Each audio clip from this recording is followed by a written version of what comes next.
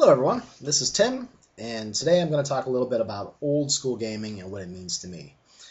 If you didn't see it, I put a little like 20-second post video about, I don't know, I just had some piano music playing, and I just thought it was kind of a fun, whimsical way of replying to the Gentleman Gamer's question.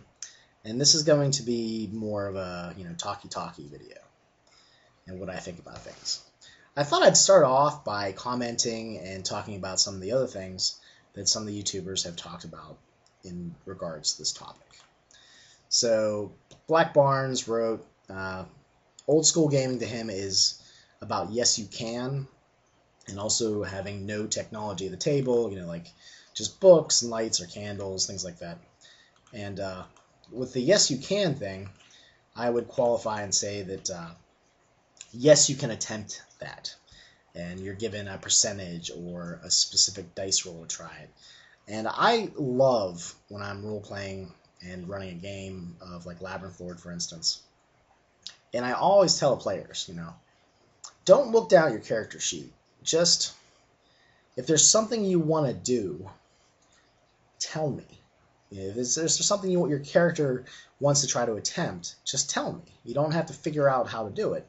And a lot of times, I'll just give something away, or if they're looking for information and they're looking in the right place, I'll just give it to them. There's no dice roll needed. Or if they're trying to do something that's sort of off the wall, like I'm going to climb the wall, jump on the chandelier, swing over there, and smash into a pile of statues that's in the corner to cause a distraction, something like that. And sometimes I'll just look down at their stat, and like, you know what, you have like a 14 or 15 or something, because the old school games the stats are usually a little bit lower. They're more like average people. They're more everyday Joe, kind of characters. But what's nice about it is that they can describe some very wild action they want to try to perform, and I can just tell them, okay, why don't you just roll under this stat, or why don't you roll a d6 and, on 1, 2, and 3 it succeeds. And there's all kinds of different ways you can do it. If nothing else fails, I can always just come up with a percentage in my head. Like, you probably got like a 30% chance of that actually happening. You can just roll a d100. So there's all kinds of different ways that you can come across and do these things. And, whatever system you're playing, there's different possible ways to do it too. And most of the stuff is, in old school game, you just come up with it on the fly. I really feel like the shackles and the weights and a lot of things I didn't enjoy about running other games. In these sorts of games, I feel free. I laugh a lot more. I'm just having a good time. And it might not be for you, but for me, it was sort of an eye-opening experience for me. Like, especially when I recorded myself running the games. I'm like, wow, I'm really having a good time. I'm laughing. I don't know. It just, for me, if I'm having a good time, that's, what else can you really ask for? So that's just a couple things I want to talk about Barnes, and I kind of agree with him too about the technology. Just try not to be too annoying with it. If you have an iPad or something, don't be checking the, all your apps for, weather, playing Angry Birds, or I don't even know. Some of the other comments was Eunice talked about art direction. And a few other people did too. Artistic Soul 347, Artistic Soul 347 talked about the art direction, and I would agree. I like the black and white pen and ink drawings. While like the Pathfinder style art is pretty vivid and colorful and polished, I think is what Bondaloy said. I just prefer the ink drawings. I don't know, I've always, even when I was drawing myself, I always just like to do the black and white drawings, and it just, when I see black and white monsters, I always just think like AD&D Monster Manual. And it's funny, because I never actually owned one when I was a kid, but my friend's older brother did, and he never let us play. But we'd always sneak into his room when he wasn't there, and just look through the book, like, ooh, look at these pictures, and I think, a lot of times when I was drawing, I was just trying to draw from memory some of the creatures that I saw there. So there's a little bit of nostalgia as far as the artwork goes. Some more comments. Lost and Beast talked about it being labeling and marketing. And there is something to be said about that, because the main, I guess, start-off point was that people wanted to use the older rule sets and to be able to publish things for those older rule sets. And there was no real way to do it until the OGL came out, and they were able to use the OGL to turn back the wheel of time a little bit to be able to, emulate those older rules and then sell adventures for it. But the thing is that a lot of people were looking for that. A lot of people wanted new material because they were still running some of the older rule sets. Or perhaps like me, while I played a little bit of Basic, I played like a one-shot. I think my mom bought me a box set of it. And I didn't realize at the time that you could just come up with your own stuff, But, so nostalgia really isn't a lot of the reason I like these kind of games. I was more of a Rolemaster guy, which in its own right is could be considered old school, but in a different vein. When I think old school, I think of simple rules, easy, and Rolemaster isn't known for those kind of things, but it's, there's lots of charts. And charts, I would think, would be considered old school as well. So it really depends on where you started out. And, again, everyone has a different answer for this. And I think that's cool. It doesn't have to be strict, this is the definition. It can be a little bit chaotic and do it yourself. And that's part of old school as well. And Lost and Beast said that, old school, new school, there's really no such thing. It's really just games. And he has a point. Sometimes labels fit, or they mostly fit. Like someone might consider me, Chris Bolt Orange said that I'm a paragon of the old school. And that's a nice compliment. I think that's awesome, because I do try to put that out there. But it's not the only game I play. I play a lot of World of Darkness, and I dabble in some story games. I try to play the field and see what I like out of everything. And there have been games that I don't like, but I'm not the kind of guy that says, these systems are awesome, and if you like these other systems, they're garbage, or just a waste of time. I'm just not. I don't really feel comfortable doing that, especially since someone out there might love those games. And who am I to say they can't love what they love? If you love what you love, just have fun with it. That's all. I think. So I don't know. I guess I just disagree to some extent, but whatever. Labels are labels.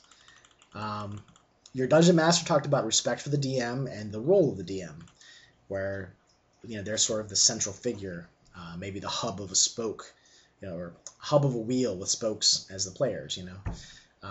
You still get to where you're going. You roll down the hill. It's just you have to depend on the GM more often than not.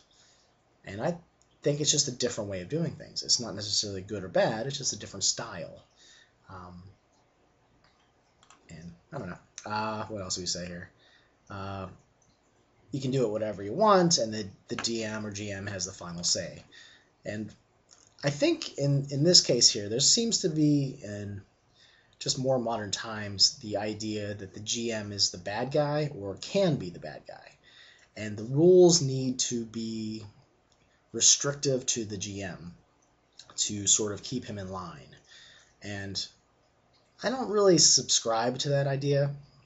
My suggestion for anyone that has a GM that is just terrible, just with however you describe terrible, again, Chris or Boulder Rhymes, we were talking about words and how they sometimes have baggage.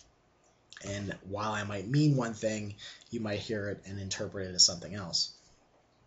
But I don't know. I think people out there have had terrible GMs, and I really haven't. I really haven't had that many terrible experiences with GMs, so maybe that influences my opinion. But if you're in a game with a terrible GM, you have a really powerful ability to veto him, which is walk out and never come back and go to another person's game, if that's an option. I guess these days it's possible that you might not live anywhere near anyone else that role plays, but there's Skype and there's play by posts and Hangouts on Google Plus. So there's all kinds of options out there. So yeah, if you have a terrible GM, I don't really think you need rules to restrict them. I just think you just sort of sort them out by leaving. You have a terrible GM, you can tell them about it. If he changes, that's great. If not, you just vote with your feet and walk out the door. What else we got here? Eric's. I'm going to terribly mispronounce your name. Eric's UK. Talked about the artwork again, about keeping it simple. He talked a lot about exploring a site and site-based adventures. And while I don't think that's the only way you can roleplay old school stuff, but I think it's definitely a part of it. Site-based adventures are simple. My Darv's Hill Labyrinth Lord campaign, the whole idea is that there's a big old monster-filled dungeon, fairly off into the ruinous, nomad, infested just reaches of nowhere, and you have to travel there, and there's wealth and riches and danger. So it has a little bit of that action adventure movie kind of theme to it. But there's also role playing. It's just because you're not in a town with lots of NPCs doesn't mean you can't role play. The interpersonal communication between the fighter and the wizard, or as Zerk83 said, you can have two identical characters mechanically, and they can be very different characters. They can have different flaws. Like one can be a drunk, and one can be very pious. One can donate half of his money to the gods whenever he comes back into town. And it's that talking and communicating between each other and any NPCs they come across that I think people don't always think about. Also, there is an encounter table, sort of. I know in Labyrinth Lord, where if the GM wants to use it, every encounter that you come across, they can roll 2d6 and see how that monster or whatever reacts to the party. And if the charisma is high in some of the characters, it changes things slightly. And what I really like about that table is, you could come into a room full of orcs and you roll on this table, and they're friendly. And as a GM, that's kind of a nice surprise. You're like, oh wow, okay, so how is this group of orcs going to interact with the players in a positive way? And then you have to think, will the player characters actually, go along with that, or will they just hack their heads off? Maybe they're looking for some help, and lo and behold, people just kick in their door. It's like, oh, well, as long as you don't kill us, do you mind helping us out? So there's things like that to think about. Sorry if this is a bit scatterbrained. I'm just kind of going down through. Puzzles and traps, and it's less about ecology. Eric's UK said it's less about role-playing, and that's a very possible way to play it. You can be very, my character does this, my character does that. But another group might totally be into role-playing. And I think what this points out is that there is no one way. Every group and every table you sit down at is going to do things in their own way. You can have 4 different old school groups at 4 different houses, and they're all going to play it differently. It's a bit more chaotic, and I don't think there's anything wrong with that. It doesn't have to be the same. We can all have our fun in different and unique ways, and there's nothing wrong with that. Anders talked in the past about how traps suck, but I don't see anything wrong with them. It's just a different way to play. If you don't like traps, don't include them. But I mean, that's part of things. Big dungeon crawl. People don't want you in. You want to get in and steal all their stuff and kill everyone, so they're going to try to prevent you. Kind of makes sense to me. Also, I want to talk about the mythical underworld and the idea of that versus realistic ecology in the dungeon. People complain about orcs being in the same room, or there's orcs in this room and wraiths in this other room that are right next to each other, and you think, why? The idea of like a mythical underworld where not necessarily like hell, but just a place where things happen and doesn't seem to be any rhyme or reason for it, when actually there is a reason for it. And a good GM would probably hint things here and there, like, Maybe they're in a room and a creature spontaneously appears out of nowhere, sort of implying that this sort of thing happens a lot in the dungeon. Or perhaps doors do not open and they seem to have an intelligence to them. Or that the dungeon itself has a seemingly intelligent, malignant, just nasty character to it, that it tries to thwart the characters from pursuing their goals. So these are sort of supernatural elements that you can incorporate. So it's not just bricks and mortar and wooden doors, but there's a lot more that's unseen, enigmatic, and strange, and possibly scary. Scary is kind of hard to pull off in RPGs, but you can do it, especially if the risk of death is there. And again, depending on how you play things, that can be very old school as well. There's sort of a dial, how deadly things can be. And depending on how you play it and how the characters like to play it, you can have it very deadly or not so deadly. It really comes down to where you play and how you play. Let's see here. Boulder Ranch had a great video. I couldn't say enough about just how awesome it was to sit down and listen to that man talk. And his curiosity about a different type of playstyle than he's used to, I thought was very honorable. I thought that was a great video. He talks about the old school, new school dichotomy and how that might not be very helpful. Talking about what games you started with, and maybe 3rd edition is your version of old school, or Star Wars D6, like Onion Kid was talking about. Things like box sets, line drawings versus the art style of like Pathfinder. Talked about nostalgia, and I just wanted to say that nostalgia kind of has a bad connotation to it sometimes. But, oh, you're just being nostalgic. Well, if that nostalgia is part of your fun, I don't see anything wrong with that. If playing a dwarf race's class makes you think about a dwarf you played, when you were 10 years old, and that makes you, feel warm and fuzzy inside, I don't think there's anything wrong with that. It really just comes down to fun. I don't know. Sometimes I don't think role playing is as a serious business as some people would talk about. I think that fun and just enjoyment is part of it too. But if you enjoy a serious style, again, it's your table. Do what you want.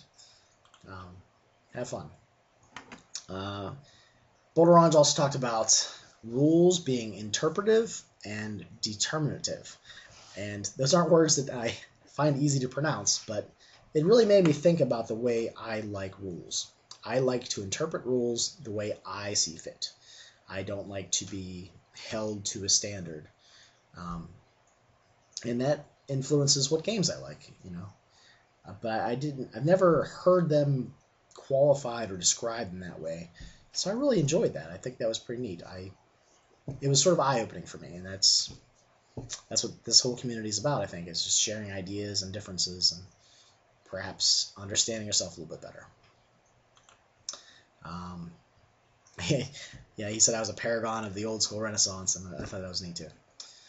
Then Brady, 23 Penguins 32, talked about how the rules were easier, and how labels don't really have any bearing on his enjoyment, and he's all about the story end of things. And he sort of warned about nostalgia and how, if the past is brighter than the present, that's really not a great thing. But I don't know, I guess just a slight difference there on our opinions.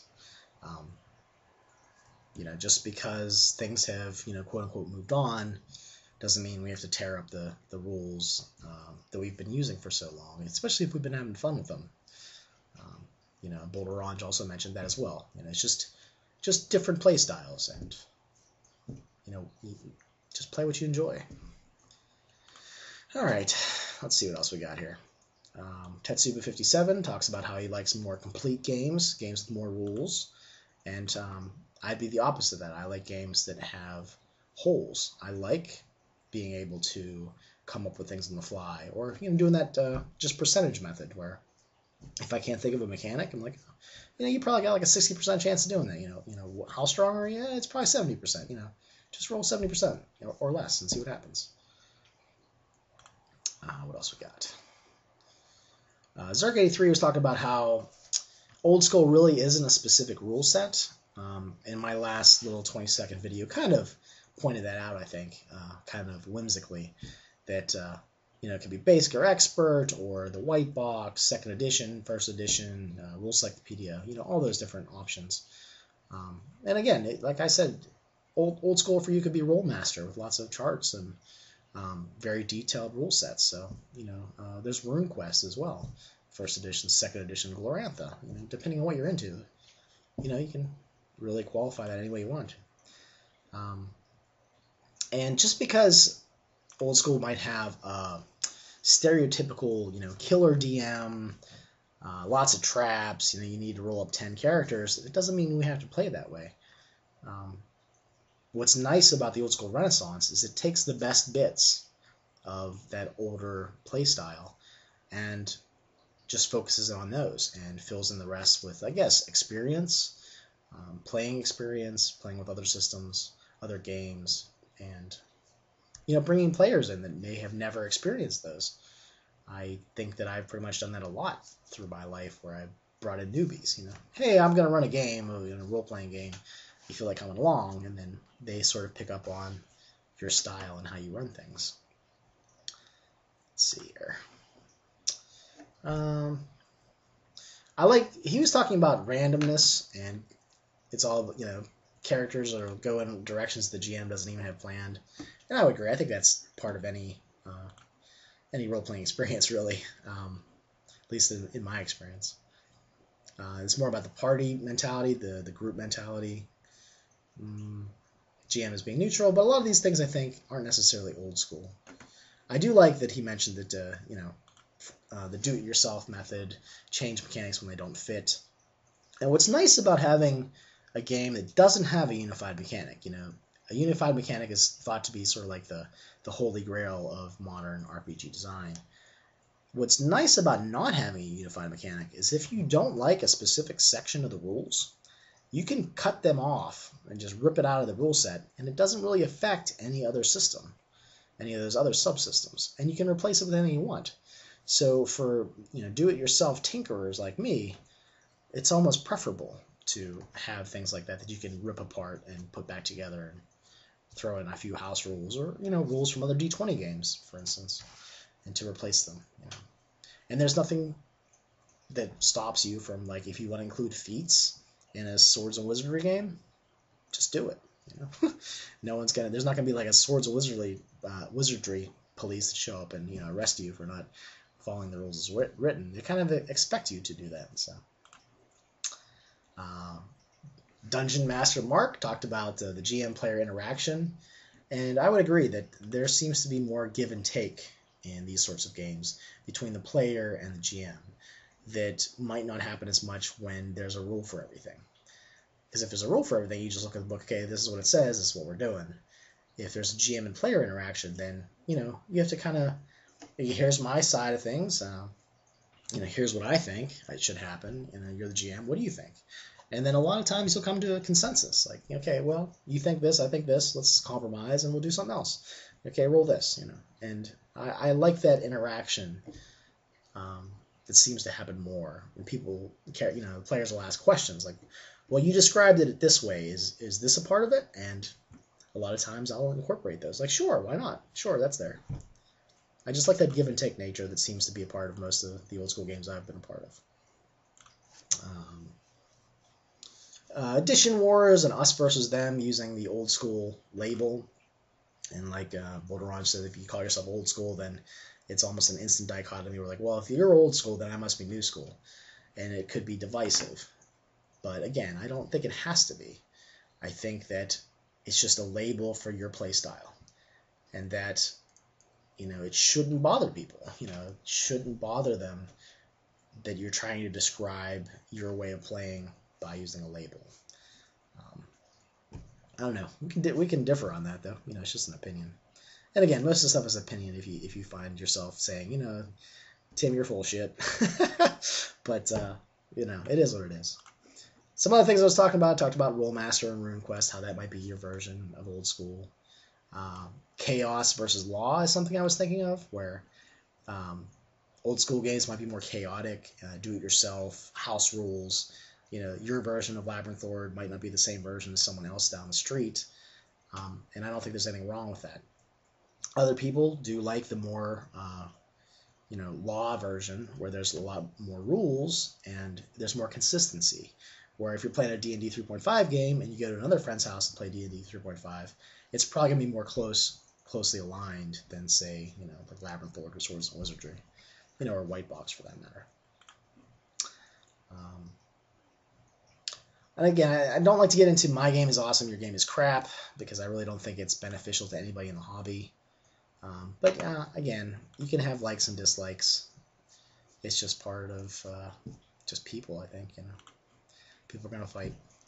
But I don't really try to be an edition warrior or anything. Another thing I wanted to mention is rules versus rulings. And kind of gone into that a little bit, where you're at the table and they throw out things that you didn't expect or you don't know how to handle. And you just figure it out. And some people are more comfortable doing that than others. And again, it's just one of those things. It's just a preference. If you like rules more so, then probably more modern games would be your style or preferred game. And if you like rulings, it might be the other way. Maybe you like older games instead. Let's see here. I think I've pretty much gone into everything I wanted to talk about. Sorry it's so long. In the end, I just think it comes down to, it might be labels or whatever, but find the game that you like, find some people that also like that type of game, and just have fun with it. And once again, anything we say on YouTube, just take with a grain of salt. It's just opinion. I don't mean to imply that my opinions are better than yours, or that my play style is better than yours. I just hope that everyone has fun and that we're all sort of nice to each other, because like Lawson B said, we're sort of a small community, and it'd be good if we all got along for the most part, even if we disagree. Thanks for watching, and I'll talk to you guys later. Hey, what's going on?